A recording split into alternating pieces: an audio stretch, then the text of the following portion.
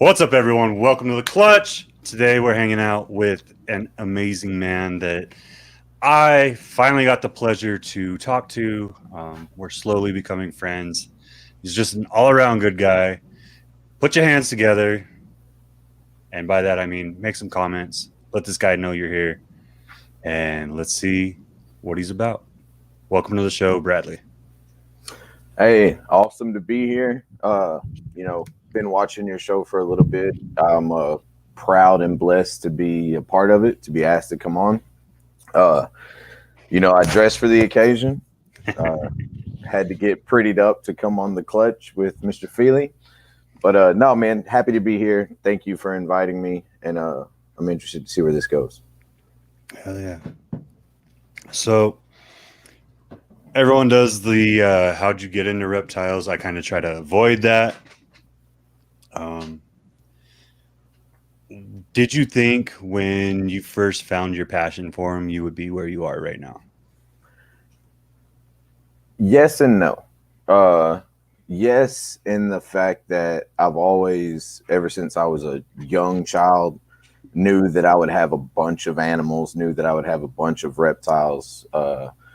As far as doing this type of thing, being in a community, so to speak, or being in the hobby with other people, or even, trying to put myself out there to do what I want to do, where my vision is taking me. No, I didn't. That wasn't in the vision as a child and as a kid, because to be 100% honest with you, man, like I can remember some of my earliest reptile memories being 5 or 6 years old, and my great grandma, giving me a spanking for the only time because I had a garter snake in each hand on her back porch, and she's, "Don't touch them, boy, that'll kill you." And down here in the South, where obviously I'm from, there's a lot of stigma around reptiles. There's a lot of people look at things and they don't see it except for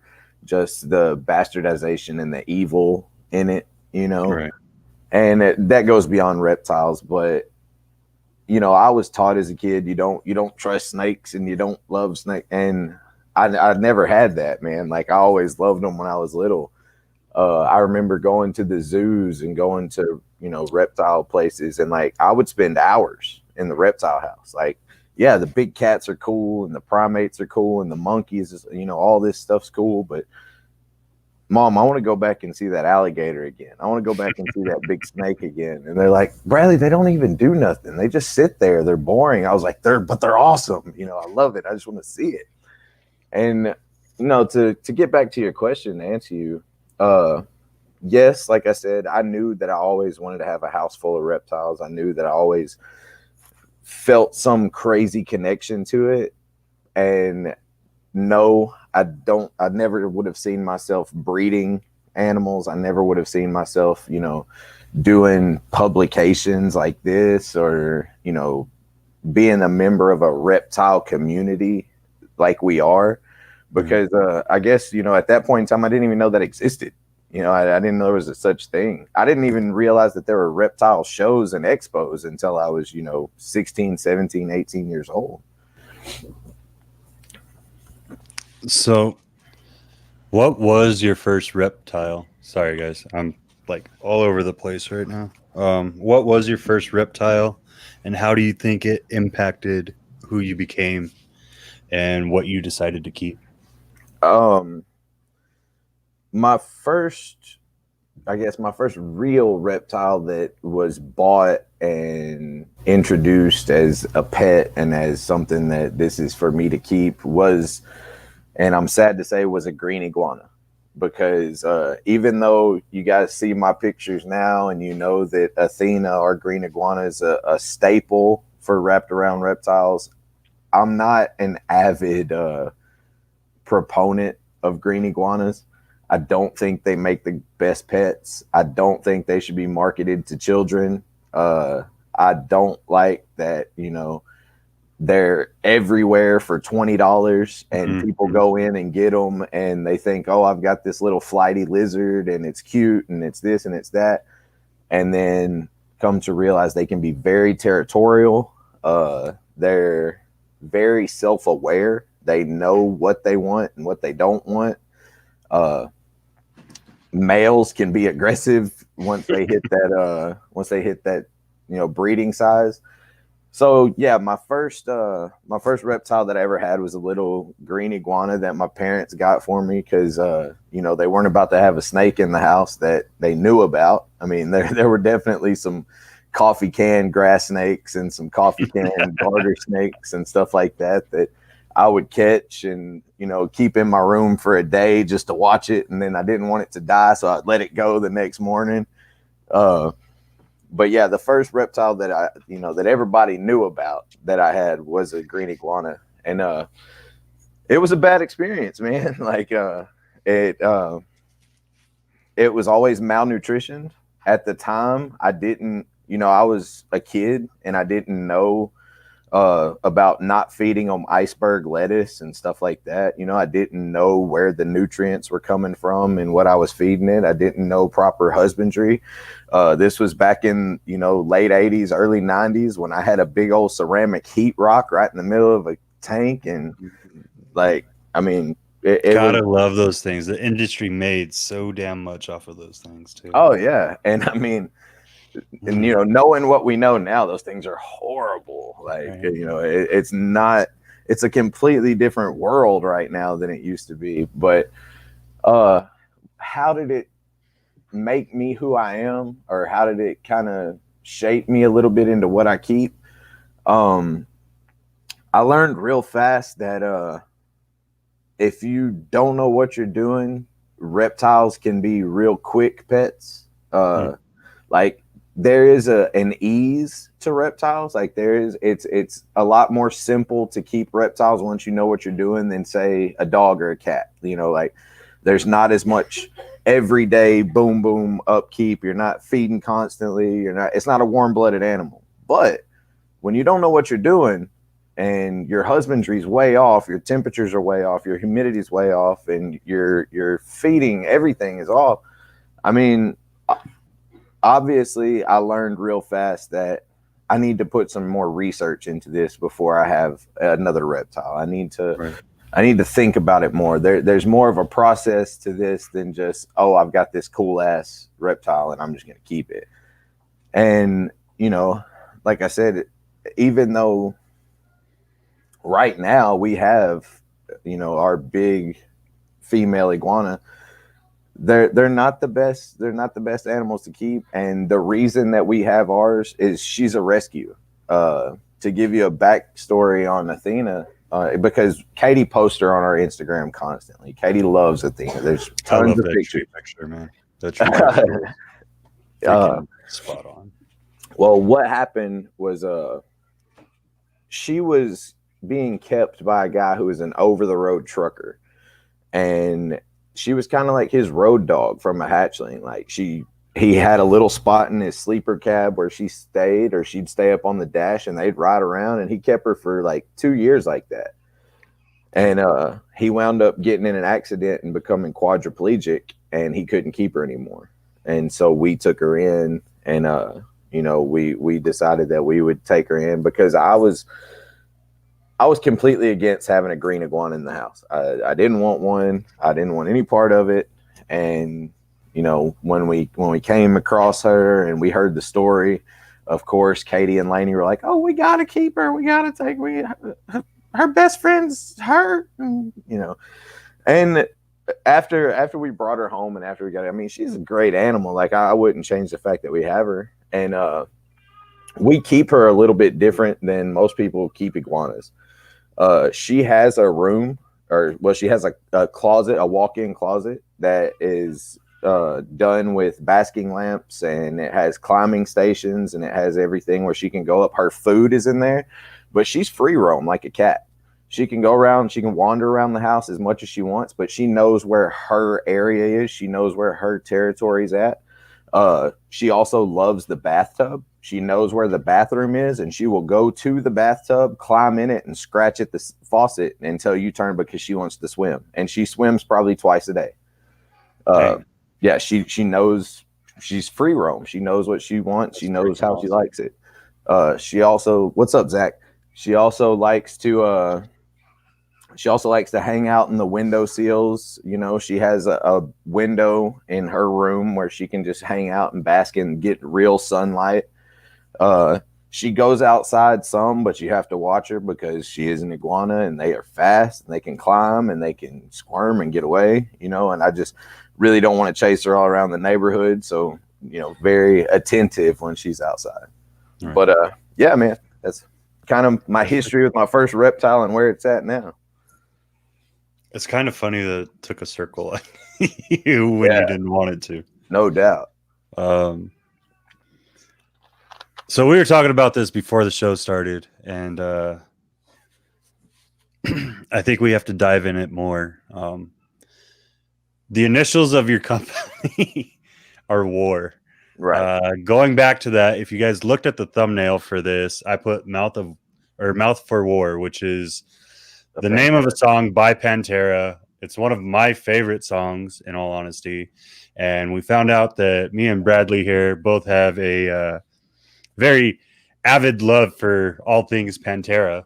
What made you decide the name of your company? And we talked about how you figured out the initials were WA.R intentionally. So what led you to go down that route? Okay, so I had initially wanted to go in and do just breeding. Like I wanted to breed ball pythons. I wanted to get in the ball python breeding industry. I wanted to start doing that. And at the time, even as recently as 2 years ago, you know, I flew out to Brian Kusko's house for Carpet Fest, and Adam and I, Adam from Beach Bum Exotics, Adam and I were talking, and he asked me, he was like, well, what's your company name? And, you know, what's this? And I was like, man, honestly, I don't even have one. I was like, I don't feel like I'm at that level yet. Like, I produced some animals. I'd hatched a few clutches, but like, I wasn't trying to market anything. I was just, you know, trying to see where it was leading, see where it was going. And my entire vision has kind of changed. Where I was headed and what I was doing. Now, I'm not saying that I'm not going to breed anymore, because like breeding ball pythons is always going to be like a hobby. It's always going to be for fun. I always want to see, you know, maybe I can get into something, get into a project and just focus on that one project. But as far as me purchasing more investment animals to breed, I don't really foresee me doing that. At this point, where our vision is just experience based. Like we want to get a good collection of different types of animals, of different types, and basically what like the creature teachers were talking about doing, what Mr. Brian Gundy's doing. To me, man, there's nothing better than that feeling of, whether it's a child or an adult or whoever, just knowing that awe-inspiring feeling of holding the reptile for the first time and getting to pass that experience on to somebody else. Like, I love that. And whether I ever make money at that or not, that's what I want to do with my business. Like, if it's just self-sufficient and all I can do with it is feed my animals, and I still go to work 6 days a week and or 7 days a week like I have, and on my time off, I get to have those experiences enough to care for the animals that we do that with, I'm happy. Like, that's what I want. And so in that sense, I started thinking of names for businesses. Like, well, how am I going to promote this? And how am I going to do this? And I started trying to come up with something catchy, you know, come up with something that I can use in a slogan. Like, not just, I didn't just want to come up with, you know, Bradley's ball pythons, or like I wanted to come up with something that I could use and make it catchy. So like I said, I wanted to do birthday parties and library events and school events, and hell, if YouTube wants to ask me to come and do their Christmas party, I'll bring some animals to YouTube, you know, whatever. And so I started trying to come up with little quips, like little things that I could get. And finally I landed on where you can make any event or party just like our lives wrapped around reptiles. Because man, our lives really are wrapped around these animals. Like we spend so much time caring for them. We spend so much, you know, money feeding them and housing them. And like when we just moved, like it wasn't just moving 3 people, man. It was an event. Like we've got a shitload of animals that we're trying to make sure that we're doing well with and moving. And it's a serious thing. And our lives are wrapped around these reptiles. And so I was looking at it and I was like, yeah, we can make any event just like our lives wrapped around reptiles. And I like that. That's catchy. So I'm going to keep that. And then I was like, but that's a whole lot to type out. You know, that's a whole lot to put. That's a lot of letters. And I was like, but let's take the first, holy shit, that's war. And I was like, I'm going to use that. And so I'm going to make these t-shirts that say my life is war. And on the back, it's wrapped around reptile, you know? So like, I kept trying to get the ball rolling more and more to where I can,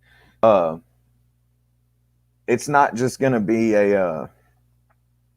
just the name of a business. Like I want it to be a slogan. I want it to be something that catches people's eye. Like even if it doesn't have anything to do with, you know, you coming and booking an event with me or booking a party with me, but you see a t-shirt that on the front of it says life is war. What the, that's a Right. intense, you know, I like that. that's pretty brutal, you know, like, but then on the back, it's wrapped around. Oh, okay. Well, it's like, it's the double entendres and the stuff like Right. that. And like, I really dig that kind of shit. And so, yeah, that's where it came from, man. Like, instead of just, you know, me having, cause we went through a lot of stuff. Like I'm from Hot Springs, Arkansas. So we looked at Spa City serpents. We looked at, you know, like, all types of different things. I'm into like, Vikings. I love like Vikings and I love Nordic stuff. And, you know, we looked at different type of Viking talk and, you know, we went through all kinds of stuff. And like it eventually landed on wrapped around reptiles. And it all boiled down to, you know, I can attach that to anything. I can make you know, for people who like animals, I can make a wrapped around reptiles clothing brand if I want to. I can make wrapped around reptiles fucking dish liquid. You know, like I can make some kind of disinfectant that you can clean your tubs out with. That's, you know, this disinfectant's wrapped around reptile. Like I can use it for anything. And like that's kind of where I went with it instead of, you know, just pigeonholing myself into one thing. Like I wanted to make it to where it could be everything, you know, inclusive in the reptile world. No, I like that, man. You definitely put a lot of thought into it. I freaking love it. Like, I wish I had thought of it. Honestly, it's a great freaking name. There's just so much you can do with it. You've been lucky enough during this pandemic to go around and see some of the bigger places. What would be your biggest takeaway from going to places like the Reptarium or just throughout your travels, places you've visited that strictly with reptiles? Man, I'm not gonna lie, like I have chill bumps right now, like you mentioning that stuff, because these adventures and these trips that I've got to go on, they've meant so much to me. Like it's more than just I get to go see these animals and I get to go see these things. Like it's a very passionate thing, man. Like, and some of these people, like you mentioned the Reptarium, like going to Barczyk's place, and I will defend that man until the end of time. He's everybody that knows anything about the reptile world and reptile YouTube, and You've seen all the bullshit. You've seen all this. Oh, well, he does this and he does that and blah. I don't care who you are. Come to my face and we will have this conversation, because I've been in his facility. I've had the keys in my hand to his facility. I've got to go through every tub that he has there, every cage that he has there, and do whatever I want. And number one, first, by saying that, this man doesn't know me. This man had no clue who I was. And I showed up with a friend of his in Brian Kusko. And the second he opened the door, he hugged me and treated me like family from the day I walked in to the day that I left. He took me to his house. He fed me. Anything you could ask for, the royal treatment. And he has no idea who I am. No idea. Awesome, and I'll go out right now and say that I bet in the time that I was there, I bet I opened 750 to 1,000 cages. Like, I wanted to see everything. I just opening shit, looking at shit. And there's nothing that I wouldn't have shown on my video that I saw. Nothing that I would ever hide. Like, there's nothing there that is some big secret that people are bullshitting about. Now, the biggest takeaway I have going to Barczyk's place is his passion. That's I consider myself a hard worker. Like, I do big time construction work. Like, everybody knows, and I apologize, Zach, I wasn't able to do my own podcast with Zach Friday night because I put in a 24-hour shift at work, an emergency night. I've never met a person that works harder than Brian Barczyk does. Never. He wakes up thinking about it. It was probably midnight, and he was talking about doing this and that and work, and he just goes, man, and it's inspiring. And Jay, his camera guy, his right-hand man, like, super inspiring. And Miss Lori, you know, she's everything to that business, and they're great people, man. And that's what I want for myself. Like, my end game, my final goal is to have a reptarium or a place like that. You know, maybe not the same scale, but something where kids can come in. People, I keep saying kids, but it's not just kids, man. It's anybody. Well, and I understand that, but that's kind of our focus, you know, like anyone that's in education, you're always like, I got to focus on the kids because I have to have the kids bring up that next generation. I have to produce the next generation. Right. And that's what we're always thinking. So I understand why you keep saying it, but it's. And, you know, if you see my video, if you watch my video of being at, you know, face to face with Brian Barczyk, at the end, he and I talk, and that conversation, I cut it off. I edited a lot of it. Because after the hug and I cut the video off, we stood there and talked for another 45 minutes probably. And Brian Kusko left the camera running. And so I have this like hour-long conversation with Barczyk and Kusko and Lori, and it was this experience that, you know, it was super surreal because you never expect to get to see these, I guess, heroes of yours. Like, it's, I'll never get to shake Dimebag Darrell's hand, you know, but I got to hug Brian Barczyk, and that's on the same level to me. Like, you know, if Phil and Selmo sees this, and if Phil wants to come give me a hug, well, damn it, Phil, I love you. But, you know, Brian Barczyk was right up there next to that. And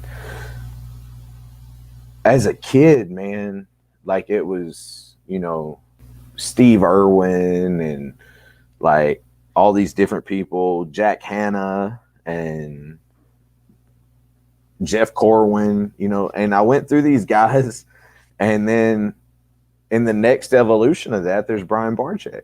Right. And, you know, he's done, you know, paved the road for everybody that's doing this. And, you know, that's like, and my mom, you know, my mom didn't really realize who the hell I was going to meet, you know, who I was going to see.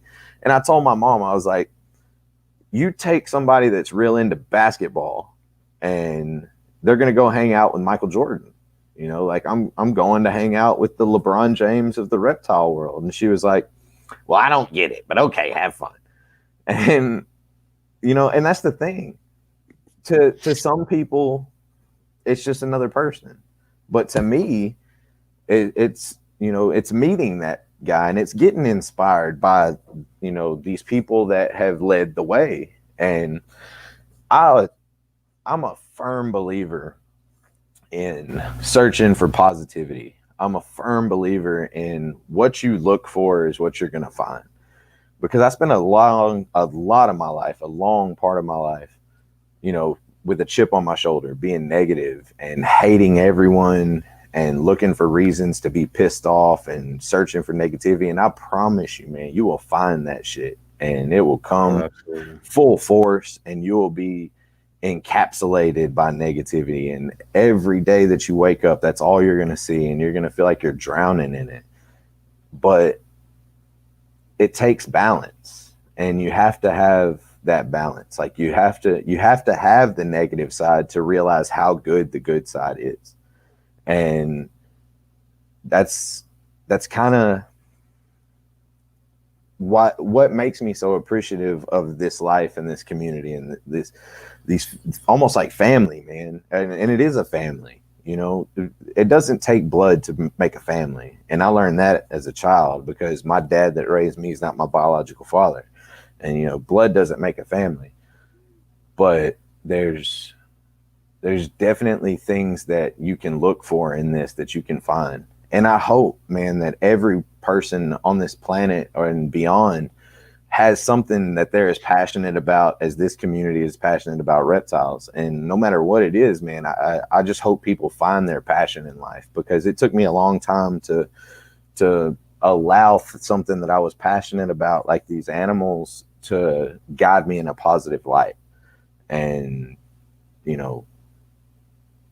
that's what I feel like we're here for, is to lift each other up and to guide each other through. Hard times are going to come, man. Like, exactly. Bullshit's going to happen. And that's what I want to be for everyone that's that for me. If somebody's having a shitty day, look me up on Facebook. You don't have to know me. Call me, send me a message, whatever. I'm super busy, but I will make time to figure out what I can do, because it took a random stranger to kind of guide me through where I am in life now. So back to what you're talking about, though, I kind of want to throw it out there, because I'm really excited, and I know I sent you a message talking about it. I threw the hook out. I was seeing if you were going to bite. Yeah, I'm definitely going to bite. So bite it. We talked about going to Barczyk's place, and I've gotten the opportunity to go to several reptile establishments, and super thankful for that. And there's another one coming January 7th, and I don't care if these other two guys have spoken. I'm gonna spill the beans. January 7th. Give me trouble with them. Nah. January 7th, I'm flying to Boston to meet up with Brian Kusko, Dave Kaufman, and Garrett Hartle. And we are going to meet up with Jeremy from Nerd. And we're going to spend the weekend at Nerd. So January 7th through January 11th, myself, Brian Kusko, Dave Kaufman, Garrett Hartle will all be at Nerd. So definitely we'll see some awesome content come out of that from all those guys. And my content's not as good at this point, but I'm working, I'm trying. But Zach and I will be having a podcast while I'm there. So that Friday night, January the 8th, make sure you tune in to Connected by Creatures, because there's going to be some special guests there. And if you guys aren't already subscribed to that, there is a link down in the description to go over there. And man, to one of my things I pride myself in is 100% transparency. Like, I'm pretty honest. Like, I'm a fanboy a lot. I'm just a normal ass dude Like I'm nowhere near at the level of a lot of people that, you know, I hang out with. You know, they're far beyond me. And I'm just lucky enough to get to be in some of the situations that I've been in. And I will admit that. And I will also, on record right here in front of everybody, admit that the only time in my life I have ever been starstruck was with Kevin McCurley at Tinley. And like I've met some badass celebrities. Like I play music, you know, everybody. I've hung out with Al Green. I've hung out with you know, like Darius Rucker from Hootie and the Blowfish. I tuned Tone Loc's drummers' drums. You know, I grew up around Glenn Campbell.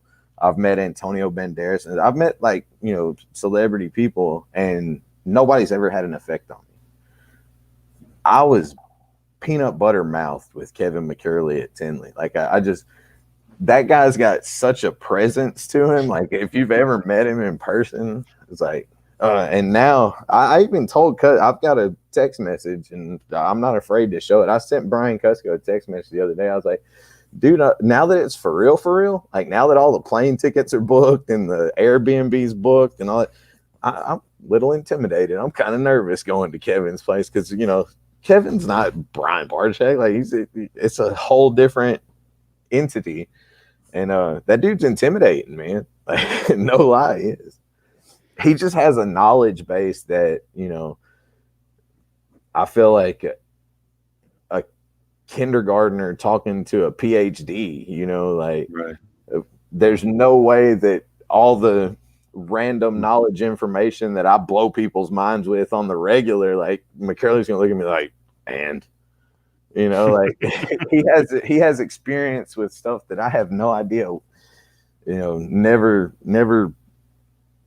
got close to that. I think that's one of those where you need to be the just be that sponge, man. Oh yeah, for sure. Yeah, it's like going to there's just certain people where you go, you're there to soak it up and not necessarily add to. Like that's your moment to soak in most definitely as much knowledge as you can get. You know most what I mean? definitely. And unfortunately, we're probably going to forget more than we retain. And luckily, you'll be filming and stuff, so you'll be able to go back to it. But that's just one of those, like, just the way he's able to read animals. I would love to pick his brain for hours, man, just about that subject alone. Yeah, man. And like, you know, Kevin's one of those guys, like, especially with monitor lizards, like he pioneered what is going on now. Like people told him he was crazy, that, you know, it's not these animals will not ever be tamed. These animals will not ever be socialized. They're always, and I mean, some of the stuff that he has, some of his animals right now, they're ridiculous. You know, like they're almost like puppy dogs. You know, I hate that analogy, but it works. I mean, even puppy dogs bite sometimes, so they really are like puppy dogs. I as much as I'd say don't get green iguanas, guys, don't buy Australian Shepherds. I got stuck with one of those too, and that thing is a menace to my house. They are definitely herding dogs. It's bred into them, and if let's talk genetics for a minute. They need to run in it. If there's a such thing as you can breed a color into something, and you can take the brightest one and make it with the brightest one and make the, you know, the next generation even brighter, you can breed mentalities into things. And Australian Shepherds have been bred to herd. They have been bred to work, and they want your attention at all times. And if you go to walk through the house, they will nip your heels. They will paw at you and try to push you in the direction they want you to go. Be prepared if you get one, because, man, that thing makes my blood boil on the daily basis. So there was one point where we had a little baby dachshund that we got for free, right? And dachshunds are meant to dig and tears shit up. Anyone that doesn't know that, I'm warning you right now. They just are. They chew on shit and they dig, and that's what they do.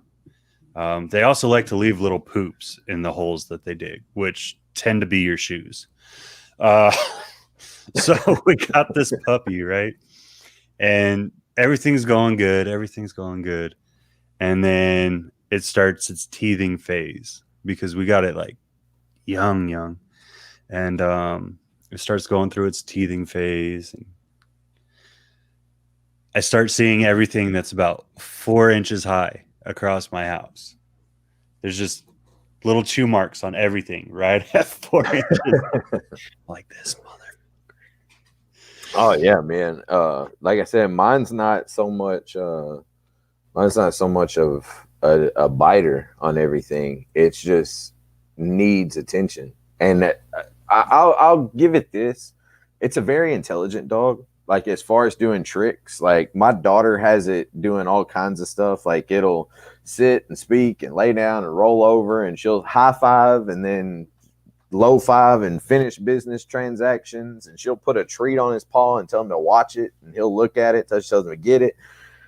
But it's also smart enough to know that if it wants attention, it can get it through negative attention as well. So it'll grab a shoe that it's not supposed to have and stand right in your face and growl until you come after it. Then it runs and it looks at you like, come and get me. Come on, come and get me. And like it knows that negative attention is just as fun to it as positive attention is. So yeah, man, I prefer my animals to be cold-blooded. It is what it is. I don't blame you there. No. And I do have one still. Like I had to get rid of that dachshund. It was driving me nuts. But I gave it to a good family. They had open area for it to like stay in the backyard and dig all it wanted, and they didn't care, and it could tear shit up. No. So it's good now. Like it's thriving, but I couldn't deal with it in my house anymore. It's gonna cause a divorce around here. Don't say that. But no, just kidding. But Katie, I don't want your wife to look at this later and be like, "He's looking at you me." Remember? Well, no, I know you're getting it right now. I mean, when you go and you mess up, I don't want her to have this as video proof. Right. Like, right. Well, you remember that one time you said it? Well, now I got your ass. So, I know that we talk about our ball python, we talk about my retics and stuff, but we actually keep some different animals that a lot of people don't see very often. Of course, we have the ball pythons. Of course, we have the leopard geckos. Everybody's seen Athena, the green iguana. We also have a Sudan plated lizard, which is awesome. Like I love that thing, and I've heard all types of different people say it's this way or that way, or some people don't like them, some people love them. Mine is a blessing, man. Like she'll hang out, watch TV with you. She's super cool. I love watching her diet. Like she'll eat all types of different stuff. She's omnivorous. Sometimes we'll give her like some pinkies and she'll eat those. I also just bought into the African house snakes, which I'm loving those. Yeah, man, loving these things. Awesome. And it's funny, man, because like we've got all these animals, and we really don't get bit very often. Like most of our animals, man, I'm gonna stop right here, and I'm gonna give Katie her credit. I was just talking shit about divorcing her, but I'm gonna give her credit. Like there would be no Wrapped Around Reptiles without Katie. There would be we wouldn't be able to do what we're doing. We wouldn't be able to keep the animals that we're keeping. She does all the cleaning. She does all the feeding. Like she takes care of it. I get to do all the fun stuff. You're just a pretty face. Yeah, and then my face really isn't pretty. I get to do all the fun stuff, and I'm beyond thankful for that. But like I said, thank you, Katie. If he won't say it to you, thank you, Katie. We spend a lot of time trying to socialize our animals because of what we want to do. Like I want any child to be able to come and there be a multitude of animals that they can interact with and have a positive interaction. And I 100% am fully aware that anything with a mouth can bite and will bite. You know, it happens. But I'm confident in a lot of our animals that they've been social, and that I can read them well enough to, you know, I spend so much time with them, and Katie spends so much time with them that we can read what their attitude, what their mood is at the time. Like I'm really confident with that. That being said, these African house snakes, man, whew, we had like nothing has bit Katie in probably 3 years. And the last time she got bit, we had just hatched this bell. It was a Super Mojave Black Pastel Het Hypo bell. And like it was yawning, and Katie decided to stick her thumb in its mouth while I was yawning. Nobody's figured out why. Like nobody's figured out, but like that was. She's like, "Oh, it bit me." I was like, "It didn't bite you. You stuck your finger in his mouth." But that was the last bite that she's had up until I went to the reptile show, and they had these house snakes, and I told them, I was like, "Look, you know, I really like them. If you have a pair, do you mind if I sex them?" And they were like, "No, go ahead." So I probed both of them, like at the reptile show. I probed them myself, and like I found out that it was 1.1, and they were fine. Like they didn't musk, they didn't bite, they didn't do anything. Like as I'm probing them, you know. And I get them home, and Katie's like, "What did you get?" And I was like, "Oh, I got some cobras." And she was like, "You did what?" And I was like, "Yeah, I got 2 cobras." And she was like, "You're an idiot." And I was like, "No, I didn't get cobras. I got house snakes." And like I hand her the male, 2 seconds in, bow, pops her. And she's like, "It hates me." And I'm like, "No, it doesn't hate you." And the female was fine. So what's crazy about this snake, man, is I can hold it. My daughter can hold it. Nothing. And like my daughter held it for like 10 minutes the other day, like messing with it, you know, like pushing it around and like, you know, messing with it, enticing it. Handed it to Katie.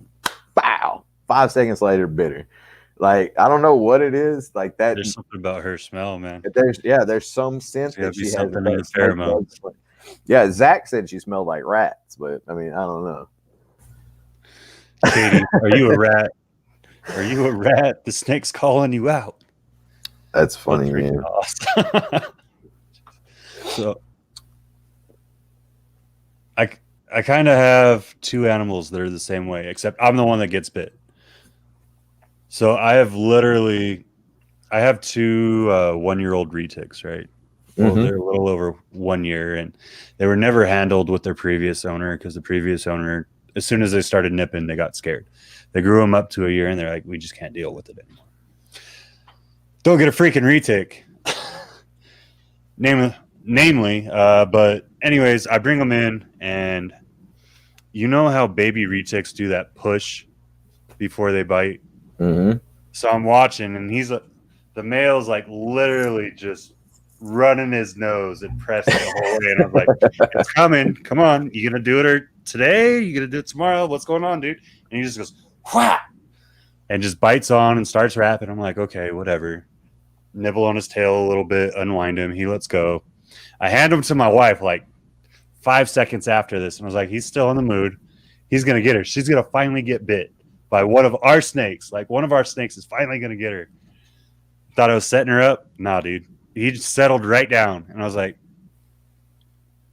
hold on. Let me start fucking. Gave him back to her. Like, I was turning him upside down. I was covering his head, giving him little pinches and shit to desensitize him. All the stuff that they hate, right? And I hand it back to her. Nothing. Calm as can be. And I was like, all right. Well, the female that came with him is a fucking psycho. Like, she by far is the craziest snake I've ever had in my collection. I can't open that thing out without her. You know, like the entrance for the nerd videos, or what's the name, get fucking popped in the chest. She does that as soon as I open her enclosure every time. Like, she comes out flying. I'm like, okay, she's gonna get it with this one. Like, there's no way she gets out of this. And I let her open it. The fucking snake stays calm. She pulls it out. She handles it. Fine. She's like, okay, I'm done. Here you go. I take it. Whap, whap, whap. I was like, I'm not doing anything. Man, it's I don't know pheromone what or it is. something. Yeah. Like it's weird too. And I think I even asked the question in Kusko's Discord. I was like, has anybody ever experienced that, you know, where you had a snake to where everybody can handle it except for one person, and it just has some type of affinity for biting that one person? And I'd never experienced it before. Like, I've definitely been around snakes that would bite everybody, and, you know, definitely been around snakes that would bite nobody. And then you have that, like, I've got one that, you know, occasionally in a bad mood, you know, for the most part, it's just leave me alone. You know, Right. like, I don't really feel like being messed with. But like, once you go and you mess with, like, they're like, fine, you can put me over here, but, you know, you push your limits and you're gonna get popped.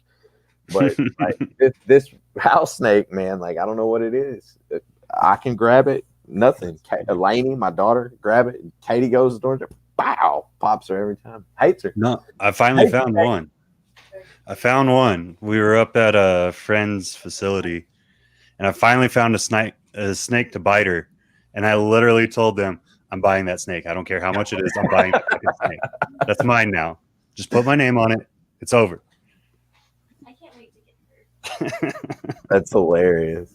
But getting away from bites, because God knows we don't need a half hour of talking about bites. I mean, it would be funny. I could definitely do some stories. I can tell you one real good one. Ended in scarring. Send it. See right here? I don't know if you can see it, but there's a scar right there.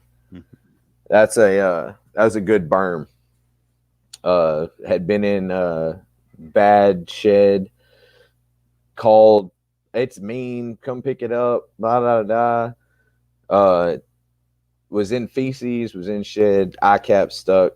Go to rescue it, you know, everything, and took a hook, picked it up, and it was one of those things where, like, it was calm, man. Like, snake was fine, wasn't hissing, and maybe it was just because it was so emaciated and exhausted that it didn't have the power anymore.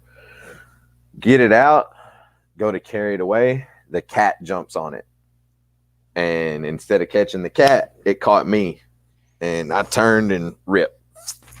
Oh no! Yeah, that one wasn't fun. Damn. So, but I wasn't angry at the animal, though. You know, like it was one of those things to where, like, I had to get out of the situation because I was livid at the people. You know, like, and like you said a second ago, man, like, why buy a baby retic if you don't know what you're getting yourself into? Like, right.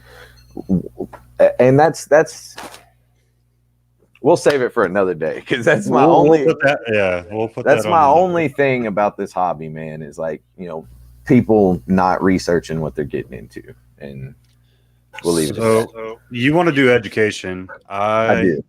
Are you looking at just going into schools? Are you looking at opening up your own facility one day? Like, what's your goal? What's your end goal? So, I've had some pretty good conversations with Mr. Brian Gundy about, you know, how he works things. And I still have a lot more that I want to talk to him about, because his experience and what he does it's tremendous, and he's just a great guy. Like, if you've never had a chance to talk to Mr. Brian Gundy, like, please make it a point if you ever get a chance to, because number one, his voice it'll put you in a trance. Like, he just has, like, the greatest voice ever. Like, I could listen to it for days. But he's also the nicest person, man. He's the best guy. Just everything about that man is great. And I want to kind of do what he does. You know, I want to go to events with children. I want to take animals. And now that we're back home in Arkansas and we're settled, you know, and we have the opportunity, I am fixing to build a reptile facility in my backyard. And that's just going to be basically for me to be able to expand and get more of the things, more of the projects that I want to get into, more of the animals that I haven't had the opportunity to get into now that we'll be at home. And with that said, you know, I definitely want to do birthday parties because I want to be able to make it intimate and be able to shape to what that individual person, that individual child wants. You know, I want to be able to take the things that they're interested in. And even if I have to, you know, talk to some of my friends, and if they have an animal that I don't have, if I can, you know, get them to bring that one specific thing that that kid wants to see and interact with. He's like, oh, yeah, Dylan, that's awesome. I never thought about it that way, but it's true. But yeah, so 100%. So sorry, I don't mean to interrupt you. no, you're good. That's bad on my part. But when we moved her, I watched this. I don't even know how big Jadis is. I want to say she's probably around 18 feet. Like, she's a big girl. And I watched her rub while we were getting ready to pull her out. And I was like, that's not right. Like, adult retics don't do that. Baby retics do it. But I've never seen an adult retic do that. I was like, she's going to bite you. And then, whap. And luckily, Marita didn't freak out on that. Otherwise, it could have been a lot worse than it ended up. But oh yeah, the freak outs definitely make it worse. Yeah, you know, it can be a. Okay, let's just put it out there for everybody anyway. Back on snake bites, it doesn't hurt bad to get bit by a snake, but I don't care who you are and how many times you've been bit. The sight of a snake striking at you still going to make you jerk. It's still going to make it. Nobody likes it. Like nobody.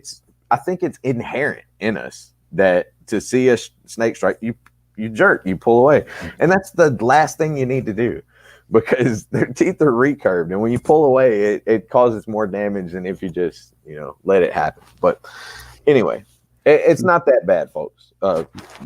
Make a fist, stick it in an angry snake's mouth, and you'll see it doesn't hurt that bad. That's my way of fixing people being scared of snakes. Make a fist, stick it in the tub, get bit, get over it. But no, back to what I was saying. Back to education. I'm sorry. Yeah. Sorry, I shouldn't have done that. No, you're good. Stirred the pot, guys. This is your world. I'm just dancing in it. So yeah, I definitely want to do birthday parties. And after talking to what was her name? Shanti from Creature Teachers. Yeah, Shanti. Yeah, she gave me a lot to think about with doing libraries. Like I had never thought about doing just libraries and public libraries and stuff like that weren't related to schools. That's a great idea, and I'm gonna, as soon as I'm able to with the pandemic situation, hear that. I'm gonna try to work my way into the libraries because that's definitely interesting. And man, to give you the end goal, it's like I said earlier, like I would love to have some type of reptarium, some type of reptile zoo. And when I was a kid, there was one in Hot Springs, but it's like I was telling Brian Barczyk, it was just looking through glass. Like it was always just looking through glass. And the experience that I saw on people's faces when I was at the Reptarium, the things that I saw people do, like it's not very often, man, that you get to see a 9-year-old little boy climbing in with a 20-foot retic. Like if you see my video or Brian Kusko, Lucy's a lot. Like Lucy's not something that's easily handled. Like I'm a big, strong dude, and I've been around, and Lucy's a lot to deal with. So to see this little boy, like just kind of pretending like he's picking her up, that's amazing, man. And like Elvis, the Asian water monitor, just crawl. There's 100 people in the room, and he's just crawling around, checking people out, looking, and everybody's rubbing him and petting him. And like I'm sitting here, and Bruce just walks up and hands me Abasuku, and like to have people just interacting with all these amazing reptiles that they never have the chance to do, like, that's what I want to do, man. Like, that's so inspirational. Like, it's beyond what I thought was possible when I was a kid, because when I was younger, and I mean, even not as a kid, like in my 20s, like I've never seen anything like that. Like, I've been to zoos and stuff where they would have that one snake that they could bring out. People could kind of rub on its back while the keeper, nonchalantly keeps its head away. Right. But to see what Barczyk's doing, man, where damn near every animal he has in there, if you want to see it, just let one of the workers know and they'll pull it out. And I mean, I don't do spiders, and I had a tarantula in my hands, like Rob Roush, like he was flipping out, but he had that snake or that spider. I remember that video. That was hilarious. But yeah, man, like it's such a beautiful thing. Like, there's so much love and passion and joy in that. Like, that's what I want to do for sure. Like, that's the end game, is have a facility like that. Hell yeah. What do you think is the one attribute that you're going to have to rely on the most in order to achieve your goal? I mean, like, obviously you're a hard worker, and I know you said Brian's the hardest worker you've ever seen in your life. But if you had to pinpoint one attribute to achieve that, what do you think it would be? Oh man. I would say perseverance. Like, I like that. Like I said, I went through a lot of my life with a chip on my shoulder. I went through a lot of my life in a negative place. And a lot of that's because I've been through a lot of shit. Like life wasn't just rainbows and Lisa Frank Trapper Keepers, like everything. It was tough. It was hard.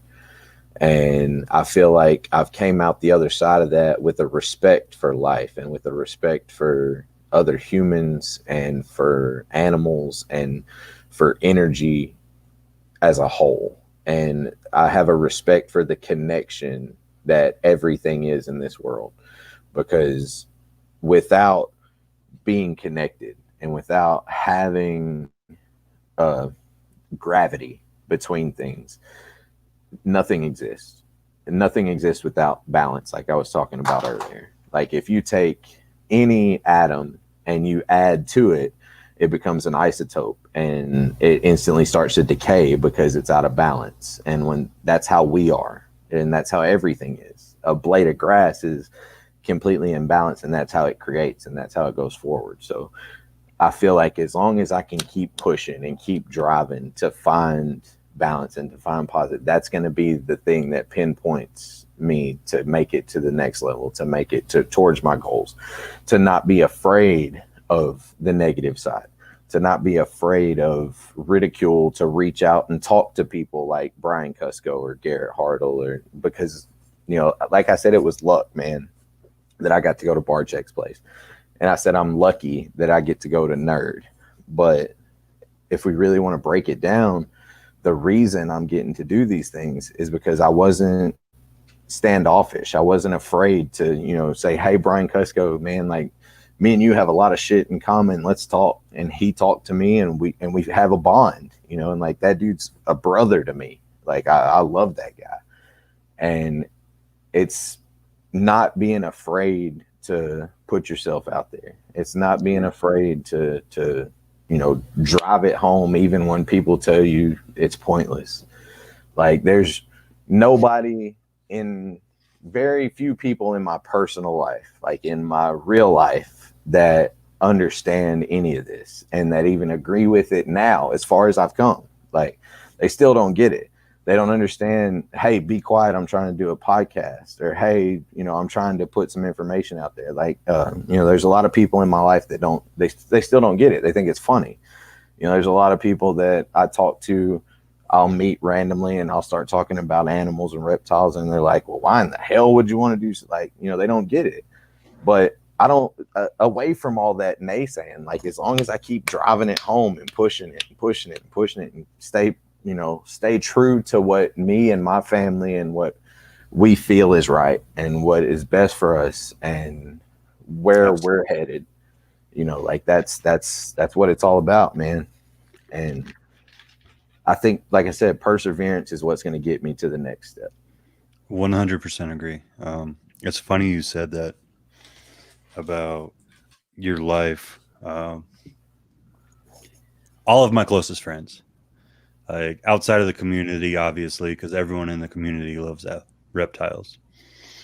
Family, everything. Like my mom won't even spend more than a couple of hours in my house. She won't stay in my house because of the snakes, which is fine. I understand. She was just brought up that way, but she supports me in what I do. She doesn't tell me I shouldn't do it. She's like, well, that's what you like. I don't like them, so I'm not going to do it. My brothers from my motorcycle club will not step foot in my house. Like everything we do, like if they meet me here, they meet me on the freaking sidewalk. They're like, okay, let's ride out. It's like, all right, you sure you don't want to come in? You don't want a beer? You don't want a soda? Yeah. No, we're good. We're good. And it's fine, like some people just aren't ready for that. And that's one of the things that I think I've done really well with. I don't try to push people into it. Because that's like ultimately you're doing the same thing that you're doing with your animals when you traumatize them and you give them a bad experience. If I do that to someone, I'm going to completely block them off from ever giving this an opportunity. So, and with that being said, like 5 years ago, I had the exact same thing. Like my mom would rent a hotel. She would come from out of town to see us, to see me and my daughter and Katie and everything. And she would rent a hotel. She would not sleep under the same roof because those snakes can get out and I can just feel them crawling on me in my sleep. I can't sleep knowing they're in the house. They're just look. And 6 months ago, man, she stayed in my house. Like, she's slowly coming around. Like, she's not a reptile enthusiast at all. Like, but I can have them out and she can be in the same room. Now, Katie's mom, on the other hand, she actually has a phobia. Like, she's truly, like, she won't watch a snake on the TV. But she's at the point now where she can be in the same room with the racks as long as the racks aren't open. She can look at them through the tubs and she's okay with that. Like, and and that, even that in and of itself means so much, man. Like, just it's a slow burn. And I always tell people, they're like, oh, I can't do snakes, and I'm like, look, I will never be that guy who comes up behind you and throws a snake on you. If you don't want to see them, you don't want to be around them. If you didn't know that they were there, you could come to my house and not even know that they were there. Like, you would have no idea there was a snake in my house if I didn't tell you. Like, you could walk around the whole damn house and you wouldn't know. And it's amazing to me, dude. I was like, but if you want to challenge yourself, you want to push yourself a little bit, you want that experience, I guarantee you that within 30 minutes, you'll be holding a snake and you'll be fine with it. They're not out here trying to eat you. They're not sleeping next to you so they can size you up to swallow you. They're not doing that. They don't have the mental capacity for that. I was like, but if you want to feel a cool ass animal that moves in a way that you can't, that can do things that we can't do, all you got to do, man, is just reach your hand out and I will set it in your hand and it will sit right there. The second you breathe hard, the second you pow, will take it away. And like so many people, it's that sensory issue, and that's Katie's favorite word, is the sensory part of it, because it is, like people have that, it's, just a blockage in their brain that these things are just evil. I shouldn't laugh at that, but you see it all over and I think it's fun. Oh, I find it hilarious. Man. So what animal would be your dream animal to add to this Oh man, here we go. educational program? Okay, so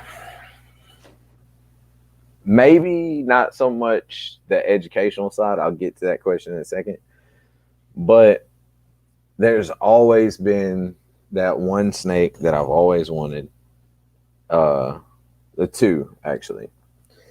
I've always wanted an emerald tree boa, and I've never trusted myself enough to get one because of the husbandry issues. And if I was to mess that up and to, kill that animal and not take care of it properly, and that would devastate me, because like that's the snake that made me fall in love with snakes. Like that's the snake I can remember being a little kid at the zoo and stand in front of that one cage for hours and just, man, this thing, or see a picture of it in a magazine and be like, God, look at this thing. Like that's beautiful. Like that's, to me, like an emerald tree, a basin, now that I know the difference, like a basin emerald tree boa is beauty incarnate. Like it's just amazing. There's just something about them, man, that it speaks to me.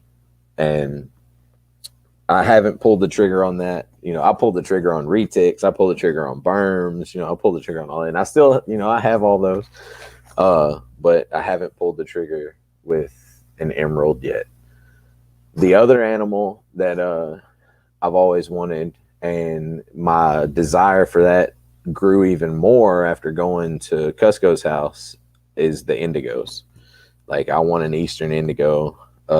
There's some legality issues with where I live, some permit issues that I'll have to go through, because definitely want to take the right steps, definitely want to go about things the right way. It's possible for me to just go get one right now, but I want to do it the right way. I want to have everything in order. And that's happening soon. Actually, those are coming. And with the educational side, once I build my facility in the backyard, now that we're home, I definitely want to do some type of monitor lizard. After being around Barczyk's monitors, and I know this trip coming up to Nerd, like that's just gonna drive it home even more to me, being around Kevin and Rob's monitors and what those guys are doing up there. I want to do some type of monitor lizard, because even as a seasoned reptile keeper, being at Barczyk's place and interacting with Elvis, dude, that's just a whole other level.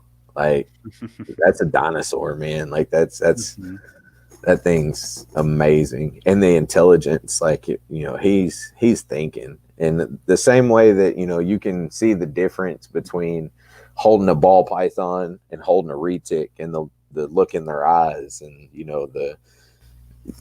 with those monitor lizards up close, and it's a whole other level. And like there was at Brian's place, there was two animals that I didn't want to get bit by, and that's Bowser and that's Baby Kush, the croc monitor. Anything else, I probably would have been okay if it had took a snap at me. But man, looking at that croc monitor through the glass, like they're gorgeous, but I mean, to quote Jurassic Park, like you can tell she's working things out when she's looking. Like it's insane, the look in that animal's eyes. But yeah, some type of monitor is definitely on the wish list, on the dream list. Now, is it one that will actually say monitor behind the name, or is it like a Tegu, or where do you think you're gonna go? We have a Tegu. Okay. Yeah. So that means you have to go above it. I'm probably going to say this wrong. Aki. Oh, Aki. Yeah, Aki. So you got to go bigger than that. We'll say some type of Varanus. Okay. We'll go there. Whether it be Aki, or I'll probably stay away from like the black throat stuff. I'll probably stay away from the Niles, to be honest. More than likely we'll go Asian water monitor, probably do that. We'll more than likely, I know that I'm not anywhere near ready for the croc, so I'm gonna stay away from that as well. Man, as bold and boisterous and as, you know, in your face as I can be a lot, like I know my limitations, man. Like I know what I can and can't do and what's best for me and what's not, which is why I don't, you know, it's why I don't indulge in a lot of things in life. It's why the best thing for me is to stay at home and be with my family and be with my animals and go on adventures sparingly, because I am that type of person that I do things to the extremes, and you know I have to be able to keep myself in check. I have a buddy like that. Our running joke with him is he's either 100 or he's 0. Yeah, and So I'm definitely that way. And we make fun of him in all aspects for it, but it's like, okay, if you love us, you 100% love us. If you hate us, you 100% hate us. Yeah. If you're gay, you're 100% gay. You know what I Yeah. mean? Like, Yeah. we give him a hard time on it. And there's nothing wrong with that, man. Like I feel he's like he's just overly so, and it's like, hey man, it's okay. It's okay to back down just a little bit. Like just live your life, enjoy it. Moderation is a good thing, man. But he can't do it. Like he's all the way there or not there at all. And you know, a lot of times in my life, I feel like I'm a polarizing person like that. Like I feel like, you know, once people get to know me, they either love me or they hate me, because like my presence can be a lot. You know, like I have a big personality. I have a huge ego. Like my ego's still not home from work yet. Like it takes a train to catch up. Like, you know, but at the same time, man, like I'm apathetic to a lot. Like, but the things that I do care about, and that they like, it's 100%, like it's 1,000% passion. Like I'm going in as hard as I can go, and like I kind of have that mentality. You remember the Tiny Toons cartoons? The little girl that loves the cat so much that she chokes the shit out. Like that's me. Like when I love you so much that I'm just gonna squeeze you until you pop. And I'm a strong son bitch, so you probably will pop. But you know, like I'm very all or nothing in life, and it's taken me 35 years to figure out how to pace myself just a little bit. There's nothing wrong with that, man. There's nothing wrong. I like I said before, I think it's funny. I think what you and Zach Attack have going right now is freaking amazing. The way you guys were able to come together and produce such a quality product so fast is remarkable. Like I'm very proud of you guys. And I tell Zach all the time, I don't tell you nearly enough. You guys are killing it. Very happy to be one of the first supporters over there and to watch the whole process unfold, man. And you know, all that, everything that's going on with Zach and I, like that just popped up out of nowhere. Like, and it's awesome. Like that's what I mean about how things in life, man, they can just come at you and you just got to dive into it, because, you know, Zach and I only know each other because of Kusko's Discord. And, yeah, I try to keep that part of my ego, you know, off camera. Meet me in person. Ask Kusko. Some people that know me in person, they'll tell you. But no, like the only reason Zach and I know each other is because of the Discord, and we just started talking. And you know, one night we were like, "Hey, man, let's get on Instagram Live together," and we started doing it, and it was fun. And we were like, "Shit, we should do this every Friday." And then we had done a couple, and they were fun, and we started having more people, you know, joining in, and more people commenting. And you know, you were there, and I got to give a shout out to Jeremy Bearfield from Cure Constrictors. Like I know him personally. We work together, and that dude's been since day one supported the shit out of me and Zach. Like he's gonna be on our Christmas special. So I, you know, want to give him some love. And like more people started joining, and more people started watching. And Zach and I were like, man, this is awesome. We should, look into doing YouTube so we can bring guests on, bring different people. And so, we researched it a little bit and like made a channel and started. In the first one, like we got a ton of support and a ton of love from all you guys, and it's still fun. And then we brought on Brian Farley and Miss Kathy Farley, and like that was great. And they shared a ton of information, and you could just see through going back and watching how excited Zach was. The whole thing, he's like a kid on Christmas. Yeah. Oh, yeah. Like, and man, I love that about Zach. And like, he's one of those guys that he's just so giddy, man. He's so excited, and like, there's not a lot of people. And I've told Zach this, and I've told other people this. There's not a lot of people that I would commit to doing something like that with. Like, there's not a lot of people, especially people that I don't know very well. Because, like, Zach and I have only known each other for a short amount of time. But, like, his passion, man, and his excitement is what makes me want to do it with him. What makes me want to be, co-host with him on a channel like this. Because he's so excited, and he's so apt to share his love for other people and his love for other people's culture. And if that dude would just express as much love for himself as he loves other people, Zach would be a scary man. Like, dude, I tell him that every freaking day, every day. Like, if I'm on my phone and I have conversation with him, like, dude, I love you. Like, the biggest, there's no other way to say it. Like, I say it all the time, but he's the biggest hype man. He's the biggest fucking hype man in this entire industry. He's the Flavor Flav of the reptile. Yes. And if he would just learn to do it, even half, like, I'd be willing to say, even if he hyped himself half as much as he hyped everyone else, yeah, that boy would be dangerous. Like, there's nothing he can't accomplish, man. Like, but yeah, man, coming up, you need to give him some of your ego. Is what's going on. Like, you need to break off a little bit of that ego. Little Zach Attack have some and get that boy rolling. Jesus. But yeah, man, with Zach and I's channel, and another thing that I love about it is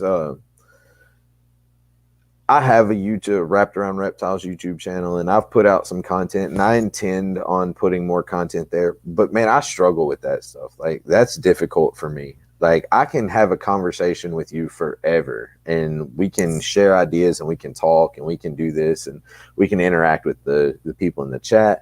And I love that. And I love doing that with Zach. And I love that, we can have 15, 20 minutes of setup time, get everything ready to go, and then we can get in and we can bang it out and, go for it. We can have, and it's almost like playing music live, going back to being a musician.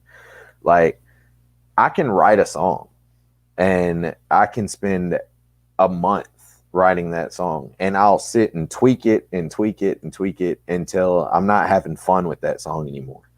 Or we can be around the campfire and I can pick up a guitar and I can make a song, and instantly going off the top of my head where I'm talking shit about you and you and you and everybody else, and everybody loves that song. And 10 years later, they're still talking about that night that, I sang this song about John Feely pissing off the porch, like, and all these songs that I've put all this time into, nobody cares about. Like, and that's kind of what I feel like with the podcast thing, like, I can put all this time into these drawn out videos that I'm not that great at doing, or I could just be myself and do this with Zach, and we can have a good time and hang. And like, I enjoy it more, honestly. And like I said, I do intend on still creating more videos and stuff for my personal channel, but I want to put a lot of energy into this thing that Zach and I are doing. And, we have several people that we've talked to as far as guests that are coming. We have Jeremy, like I said, for our Christmas edition. And then we're going to have Patrick Holmes. And if you guys don't know who Patrick is, man, look him up. His green tree python, his chondros, like, Patrick is doing some crazy badass stuff. And he's a great guy. He's from Dallas. Great guy. But yeah, like, I look forward to seeing where 2021 is going to go for Connected by Creatures, and for, for you, and for all the people that are supportive to all of us, man. Like, it's a great community.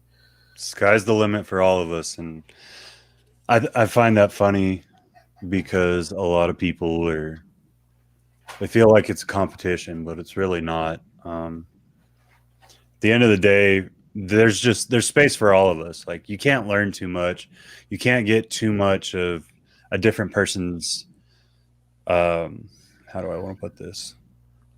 I'll just say ideas to keep it simple, but Yeah. like, there's so many different types, and just in the US alone, you got to think there's what, 8, maybe 10 different major environmental aspects within the US. So what one person does here, you can't do here, you can't do here, you can't do here. And everyone's like, well, it's a competition, and I'm going to do this, and I'm going to be the best at it. And in some aspects, you may be the best, but what you're doing there, if I followed it in the desert, like what you're doing in Arkansas, you're in a very humid environment. If I did what you were doing in Arkansas down here, my entire collection would be gone. Yep. It's finding the ability to adapt, even though these animals have the ability to slightly adapt themselves. And I love hearing everybody's experience. Yes. Because I've got a shitload of animals, and they all have something different about them, like each one. And I keep, even though they're the same species, I keep certain animals in different ways. And, you know, to see that this person has had this experience with this animal, and they did this and it worked for them, or they did this and it failed. I've watched the same titled video. Like, it was 40 different people, but the video title was the same. And I watched all 40 videos, you know, just to see. And a lot of times you get the same information, but even if I get the same information 15 times, that's just more of it that I'm going to retain. But it's still entertaining, and it's still informative for me to watch it.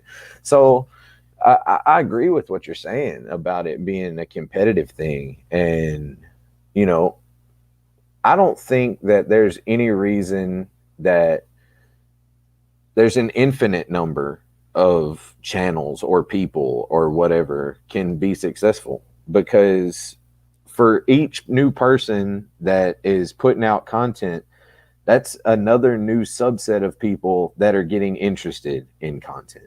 And from those, that subset, there's that. And it's a big old pyramid scheme. And, you know, the more people that are interested, the more people that are coming. And do I think that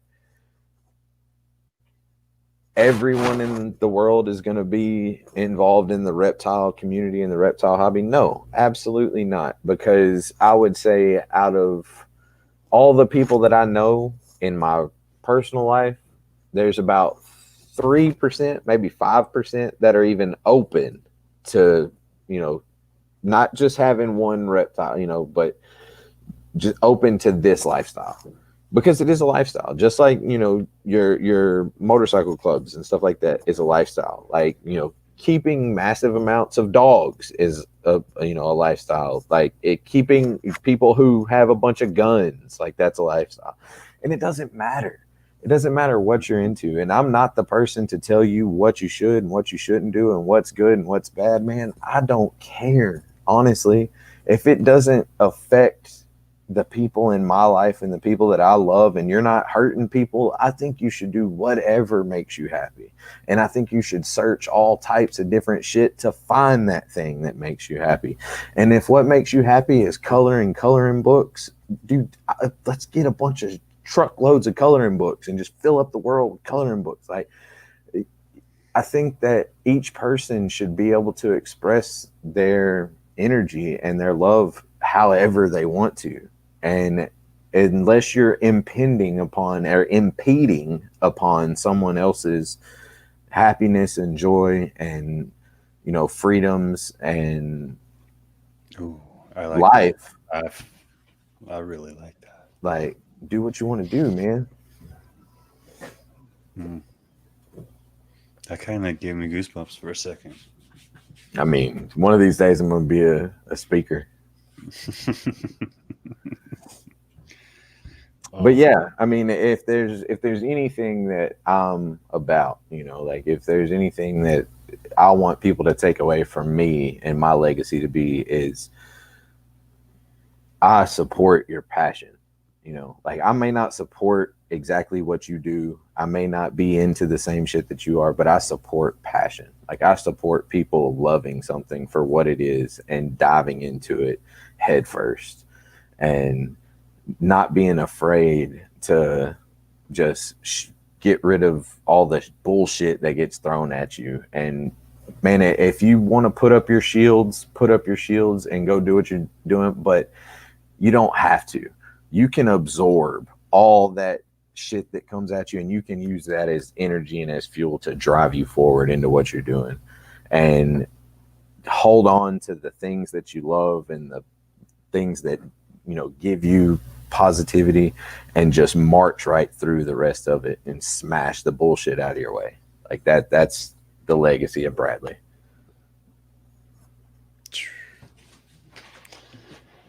I knew, like, I made a bold statement before this, and I was like, this one's going to be one for the history books, guys. That's just straight love. And I don't know if you get everyone listening, like, if you're listening to this after this, I hope you take the moment to rewind it and listen to those last statements again. Bradley, man, you're a great dude. I'm honored. Like, I know you said you were honored to be on here. I'm the same fucking knucklehead that as everyone else in this industry. So that, And that's I what's appreciate the beautiful about sentiment or sentiment. I can't. Hooked on phonics, man. It got me through everything. Fuck. I'm honored to have you on, man. Like you're Beyond real. appreciative. You're 100%. You don't bullshit people. You don't fake anything. Not that a lot of people do anymore. We're finally getting to an era within this industry where, look, you're gonna do you. I'm gonna do me. You're gonna see all of it, which I appreciate. But there's also a lot of people that try to say that it's for passion when it's for money, which is fine. Like, I'm not saying don't be about the money. Right. If that's how you make your living, that's how you make your living. But you are without a doubt in it for the passion. Like, education is probably the hardest avenue to go down in this entire industry. And you do it all out of love, and you can see that with every video that you put up. You can see that with the way that you treat people, the way that you treat animals. There's just something different about you, man. It really is an honor to have you on here. I mean, that I really appreciate, you know, like that means a lot, because like I said, I try to be 100% transparent, because there's a lot of times that I feel like sometimes how I come across and how my personality is, like, it can be misinterpreted. Like, and I've been in situations in life to where, like, people have gotten the wrong idea about what I meant about things. And because I'm bold in how I speak, like, I'm not afraid to say the words that are going to hurt and that are going to make you think, you know. And at times, there's been a lot of times where I'll go back on conversations that I've had and I'm like, damn, man, I really shouldn't have attacked it like that. But at the same time, I can't. Like, that's who I am, you know. Like, I just am that person. And there's there are times to sugarcoat shit, man, and sometimes I miss those opportunities. I miss those times, you know. But as far as, yes, man, the passion is there, and like it's that way for me on very few things. Like I said, like I'm very apathetic in life, and the people that know me well will tell you that. Like, I don't really care about a lot of things. I make a lot of money, and I don't care about money. I care about experiences. I care about, like, I don't buy nice cars. I don't buy shit like that. Like, I would rather spend the money on having an experience. I would rather spend the money on a memory. I work my ass off for everything that I've got. I average, anywhere between 65 and 84 hours a week every week. And it's not like Reptiles isn't about money for me. I don't know if I will ever make any money off of this. That's not the goal. I would like to, as far as business wise and monetary wise, I would like to be able to be self-sufficient and sustainable, to where my hobby and my business pays for itself, as far as feeding and husbandry and stuff like that. Like, that's the biggest goal as far as monetary. At this point, it's not there, and I'm not afraid to say that. To me, man, it's about that little boy in my front yard, that Boy Scout that knocked on my door, that he was doing a food drive and he got a 2-hour reptile show, and his mama was taking pictures. His daddy was on the phone on FaceTime, and he had the biggest smile on his face because he had a 10-foot, 9-foot retic wrapped around him, and he was wrapped around reptiles, man, just like our lives are. Hell yeah. Hell yeah. That's beautiful, man. Bradley, you have had an amazing start to everything that you're doing. I'm going to continue supporting you. Everyone else, if you haven't started yet, get over there. Give this man some love. He definitely deserves it. Go follow his actual channel, his Connected by Creatures podcast channel. They are down in the description below, but I'm going to give Bradley the opportunity to shout out any way to get a hold of him and the different channels that he's working right now. Yeah, guys. So you can definitely check out our Instagram, Wrapped Around Reptiles. We have the Wrapped Around Reptiles YouTube channel. There is more content to come. Please, on Friday nights, if you have time, 8 p.m. Central, 9 p.m. Eastern, YouTube Connected by Creatures. That's Zach Nava and Nava Reptiles and myself's podcast. We do it every Friday night. We'll have some awesome guests to come.